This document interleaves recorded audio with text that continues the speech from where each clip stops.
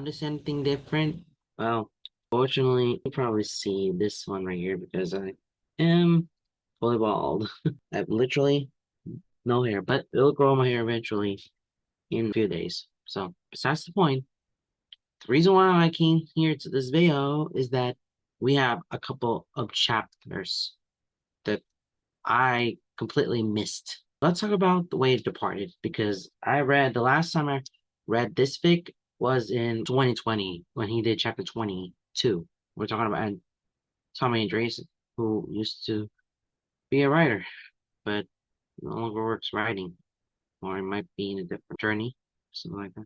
But what I can tell you is that released a couple of fics, but that was 4 years ago. That was in 2021. And I had missed it because I was too busy with the college. So my mind went blank and I completely forgot about it. So I will probably go to make up reading the chapter 23 and 24. 23, it's going to be usual reading through it. But 24 is something a little different than all the other fics that I have done.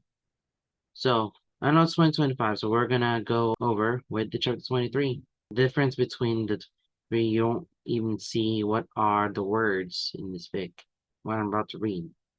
So I'm gonna read chapter 23. Oh, hold on a second, I'm gonna close this thing.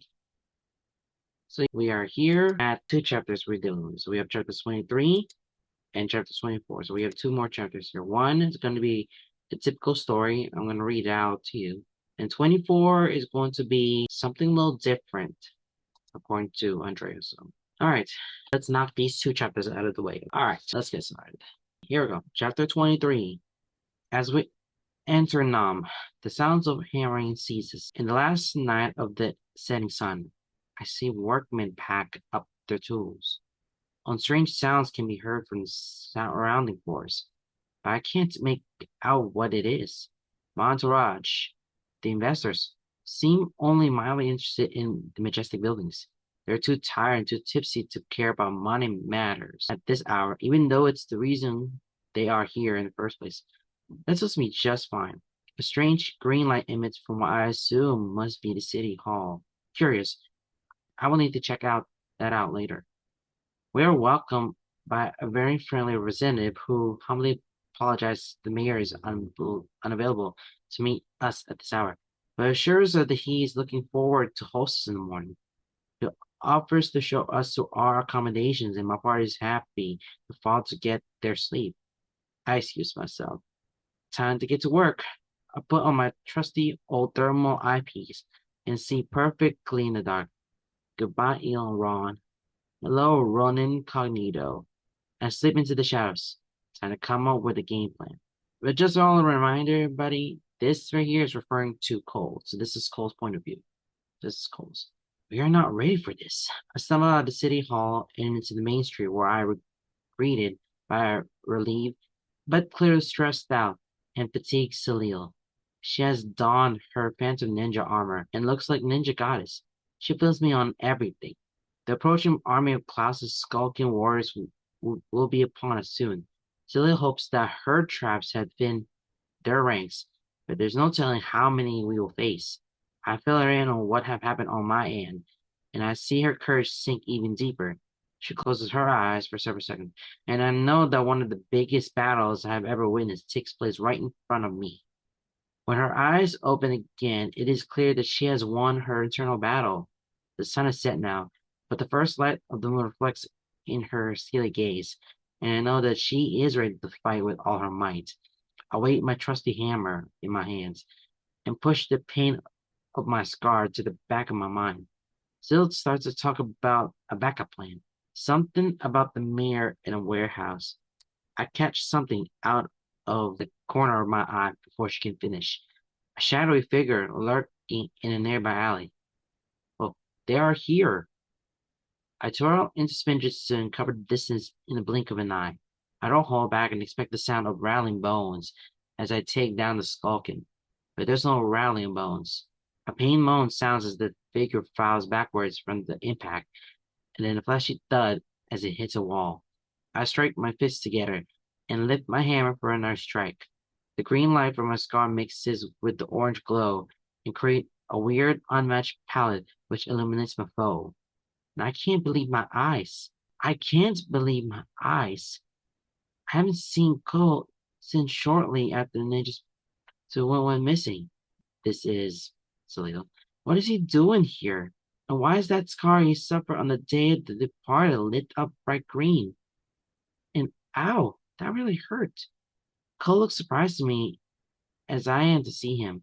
At least my presence here makes sense.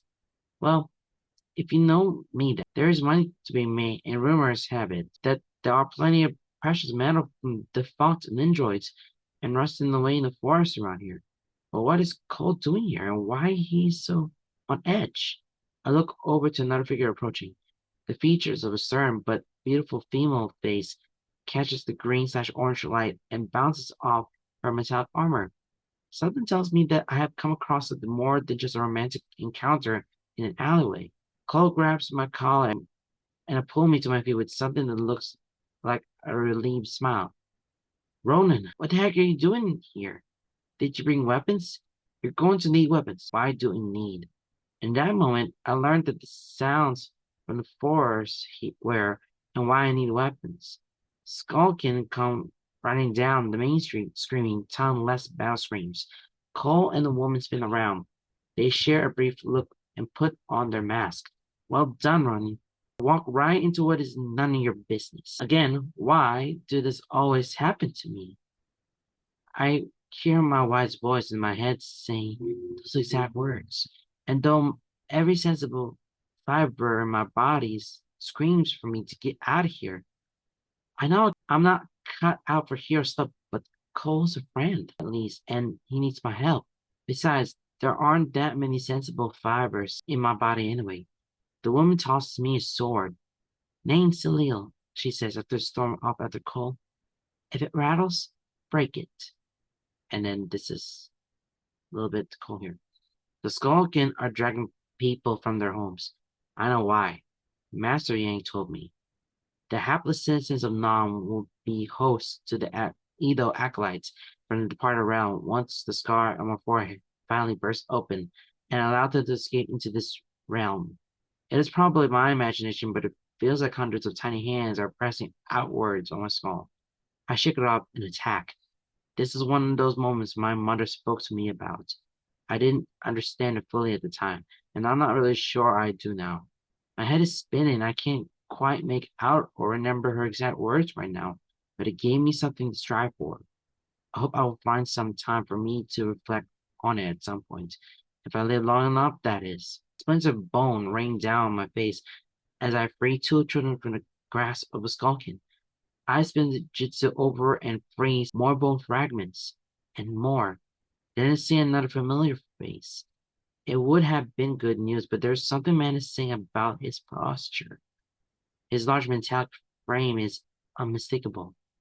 Call out the Metalonian, the master of metal. But still, it is his eyes which draw my attention. They are not friendly. I'm just about to speak when he opens my mouth. It's not a word. Kyle in charge of Cole. I'm not exactly sure why. My hair hurts. That's all. I duck. Carl's massive fist misses my hand by an inch. He has not switched to metal mode yet. When he does, I am in real trouble. I switch up my thoughts. I need to act on instinct. Wow.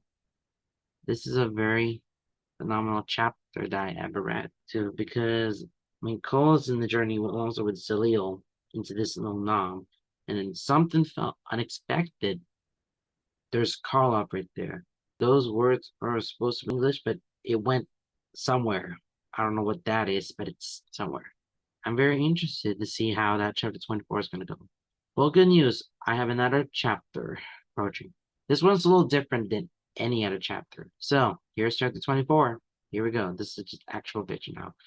The Master Earth, me, versus the Master Metal, him. I tried to reason with him. I don't need to do this. Charlotte was never shy to talk, but no response. I back away and let him make the first move. Evade. Strike. Focus. Strike, which is hit. All metal. No fun. Hammer's gone. It If it hits me now, I become the master of dust. That's in action there. Get loose. Evade. Wait for an opening. Power up. No need to hold back now. I let him at it and then butcha. Ow. That didn't sound like the Melonian. That was not Carl's voice. Finally clicks. This is not Karlov. So if it's not Karlov, then who is that? If it's not Karlov. Well, guess we'll have to wait to what that chapter 25 here.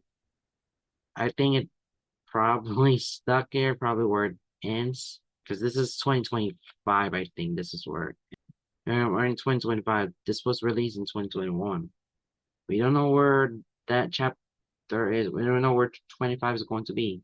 Even now, 4 years later, we still don't know. So, guess we'll see what that chapter 24 does. Oh, chapter 25 is going to be. Alright, well, that's it with this video, and I hope you enjoy it as often than I do. Alright, guys, that's all for now. Goodbye.